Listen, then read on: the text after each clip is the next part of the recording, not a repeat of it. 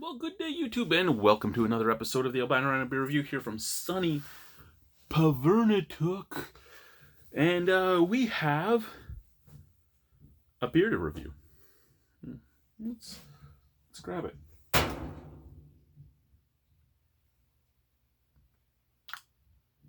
I just poured something down my tap just a little bit ago, and I can hear it dripping into my septic tank from where I'm standing.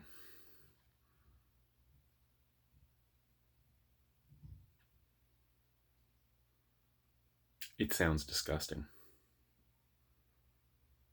I hope you can hear it too. Anyways, today we have a beer from Blackburn, which is a new brewery in Niagara Falls. This is the Screaming Tunnels Amber Lager. Screaming Tunnels Amber Lager. And what do we have here? We have an ABV of 5.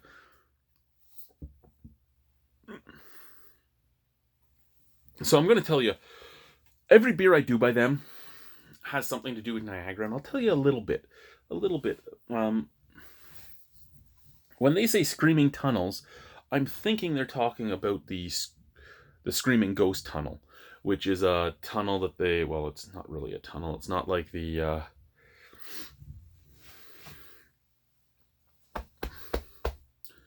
it's not like the Blue Ghost Tunnel in Niagara Falls. The Screaming Tunnel is another tunnel.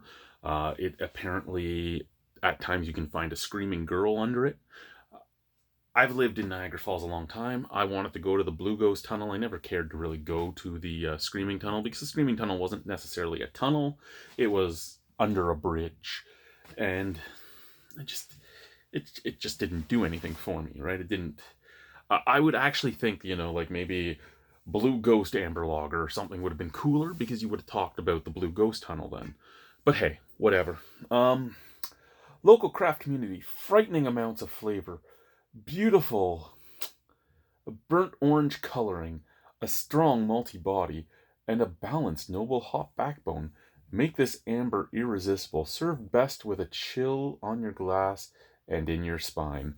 I'm standing in the one room in the house that doesn't have heat, other than when the furnace itself is on, and also doesn't have a lot of insulation, so I already have a chill in my spine. Is there a chill in my glass? No, of course not. I don't even have a chill on my beer. Sorry, Blackburn, I don't refrigerate my beer. I just drink it. I drank it. Ooh, that is a nice color. Oh, wow. It's been a long time since I've had a beer that looked like that. That is a pretty beer. Look at that beer. Look at that face. Isn't it pretty? No, that's not a pretty face. It's not a pretty face like this either. It's okay, though. That's a pretty beer. It's a very pretty beer. Slightly off-white head. Would I say that's burnt orange? No, I wouldn't. Maybe slightly burnt orange. I mean, it looks more burnt orange in the screen than it does here to my eyes. That's how close I am. This blind guy can see the colors over there. Scent.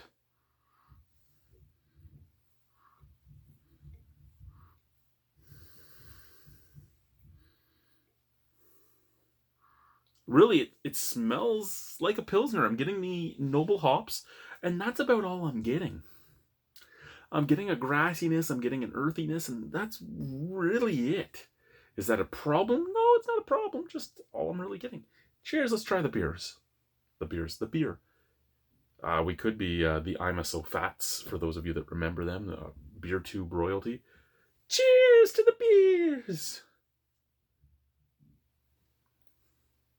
Not trying to steal their line, just, giving them a shout out because they were one of the first beer tubers I ever watched, them and El Harlock, which was my buddy Lee. All right, cheers. And thank you, Brian, for the beer.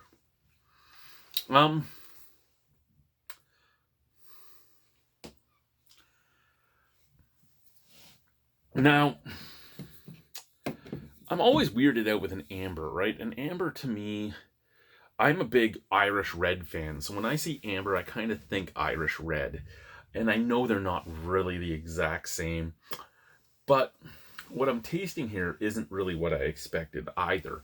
It's not it doesn't taste bad. It doesn't taste bad at all. It's just not what went through my head, especially with first off, screaming tunnels.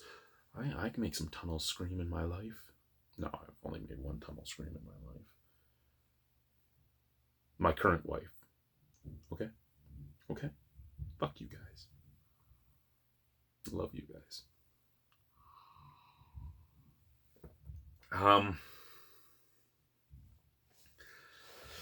Is it screaming with flavor? I don't personally think so, but am I bothered by that? No. So I had their black lager first, and I really enjoyed it. I gave it an 8 out of 10. I find this to be acceptable at best, and I find it kind of reminiscent of a pilsner. It's the noble hops, of course. It gives off that grassy flavor. It gives off that earthy flavor. It gives off that subtlety. I don't know what malts they're using in this, but it's not. It's slightly biscuity, and that's about it. I don't mind this beer at all. I don't mind this beer at all. But is it something that, like the back alley black lager was a beer I could go back to. I could drink a 12-pack and be happy with it. I don't know if I could do that with this. I don't know.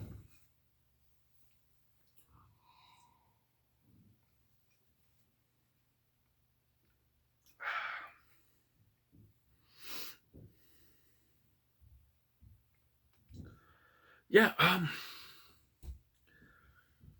I think it's just that I'm expecting more of a malty red ale, and I'm getting more of a pilsner. I think that's where my brain.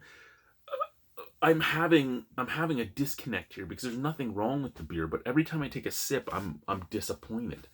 And I think I'm disappointed mostly because of the name of the beer. But you can't call that a pilsner either, because you'd pour that and see that color and go, that's not a pilsner. But that's what the flavor reminds me of. It's what the flavor reminds me of a lot. You know what? I think maybe if you were to take out some of the noble hops and use whole melon in there, I think that might be more reasonable, because the malt bill isn't very big, and when if a noble hop can overtake the malt bill, then the malt bill wasn't all that hefty to begin with, and that's just where I'm at. The hops are overtaking the malt. All I'm really tasting is the hops. And there's not a problem in that, except they're noble hops, so there's not a lot of flavor in them to begin with. So I'm a little let down, because I know what I'm expecting with an amber. Oh, I'm just rambling now. Motherfucker. My wife's waiting for me naked in bed. I gotta hurry up. I wasn't supposed to say that out loud. And I don't edit anymore.